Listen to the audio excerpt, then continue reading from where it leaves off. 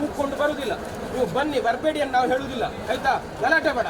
Exam ಆಗ್ತಾ ಉಂಟಲ್ಲ, ಸರಿ ಈಗ ಬಂದು ತೆಗಿದ್ರಿಯಾ?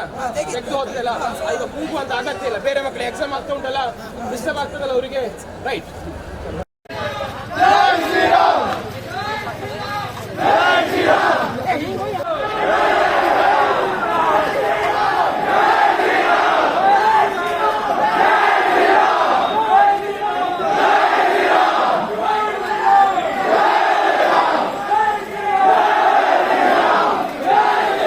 ನಮ್ಮಲ್ಲಿ ಅಡ್ಮಿಷನ್ ಟೈಮಲ್ಲಿ ಹೇಳಿರ್ತೇವೆ, ಯಾವುದೇ ಸ್ಟಾಫ್ ಯಾವುದೇ ಬುರ್ಕ ಹಾಕ್ಕೊಂಡು ನಮ್ಮ ಕ್ಲಾಸ್ ರೂಮಲ್ಲಿ ಕೂತ್ಕೊಳ್ಳೋಗಿಲ್ಲ. ಸೊ ಹಾಗಿದ್ದ ಕೇಸದಲ್ಲಿ ಇಮಿಡಿಯೇಟ್ ಅಡ್ಮಿಷನ್ ಟೈಮ್ ಹೇಳ್ತೇವೆ, ಬೇಡ ನೀವು ಕಾಲೇಜಲ್ಲಿ ಅಡ್ಮಿಷನ್ ಆಗೋದಿಲ್ಲ. ಹಾಗೆ ಮಕ್ಕಳು ಬುರ್ಕ ಹಾಕೊಂಡು ಬಂದರೆ ಅಥವಾ ಸ್ಕಾರ್ಫ್ ಹಾಕೊಂಡು ಬಂದರೆ ಕೆಳಗಡೆ ಗ್ರೌಂಡ್ ಫ್ಲೋರಲ್ಲಿ ಚೇಂಜಿಂಗ್ ರೂಮ್ ಅಂತ ಇದೆ, ಅಲ್ಲಿ ಚೇಂಜ್ ಮಾಡ್ಕೊಂಡು ಕ್ಲಾಸ್ ಹೋಗಿ ಕೂತ್ಕೊಳ್ತಾರೆ. ಹಾಗೆ ಕೇಸರಿಗೆ ಎಲ್ಲರೂ ನಾವು ಮಾಡೋದಿಲ್ಲ. Okay, thank you. ಸರ್, ಸರ್ಕಾರದ ಆದೇಶ ಬಂದರೆ ಅಂದರೆ ಸ್ಕಾರ್ಫ್ ಮತ್ತು ಬುರ್ಕ ಎಲ್ಲಿವರೆಗೆ ಎಲ್ಲ ಇದೆ? ಬೇರೆ ಕೊಠಡಿ ಇದೆಯಾ ಹೇಗೆ?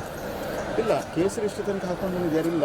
ಇವತ್ತು ಜಸ್ಟ್ ಅವ್ರು ಮಾಡ್ಕೊಂಡು ಬಂದಿದ್ದಾರೆ ಅಷ್ಟೇ. ಬಿಟ್ಟರೆ ಸ್ಕಾರ್ಫ್ ಅನ್ನುವಂಥದ್ದು ಮಕ್ಕಳು ಕೆಳಗಡೆ ನಾನು ಹೇಳಿದ ಹಾಗೆ ಗ್ರೌಂಡ್ ಫ್ಲೋರಲ್ಲಿ ಒಂದು ರೂಮ್ ಇದೆ, ಇಟ್ಟಿದ್ದೇವೆ ಗರ್ಲ್ಸಿಗೆ. ಕ್ಲಾಸಲ್ಲಿ ಹಾಕ್ತಿಲ್ಲ? ಇಲ್ಲ, ಕ್ಲಾಸಲ್ಲಿ ಕೊಡೋದಿಲ್ಲ. ಇವರು ಒತ್ತಾಯ ಏನೀಗ? ಇವರದೇನು ಒತ್ತಾಯ ಇಲ್ಲ, ಯಾಕಂದರೆ ಇಲ್ಲಿ ಹತ್ತಿರದ ಎಲ್ಲ ಕಾಲೇಜುಗಳು ಹೀಗೆ ಪ್ರೊಟೆಸ್ಟ್ ಆಗ್ತಾ ಇರೋದ್ರಿಂದ ನಾವೊಂದು ಮಾಡುವ ಅಂತ ಹೇಳ್ಕೊಂಡಷ್ಟೇ, ಮತ್ತೇನಿಲ್ಲ. ಅವರಿಗೇನು ಪ್ರಾಬ್ಲಮ್ ಇಲ್ಲ ಇದ್ರೆ.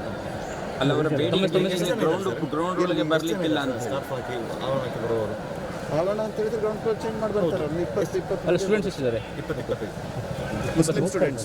Okay sir. Muslim students 20 Ganesh ಮಧುರ.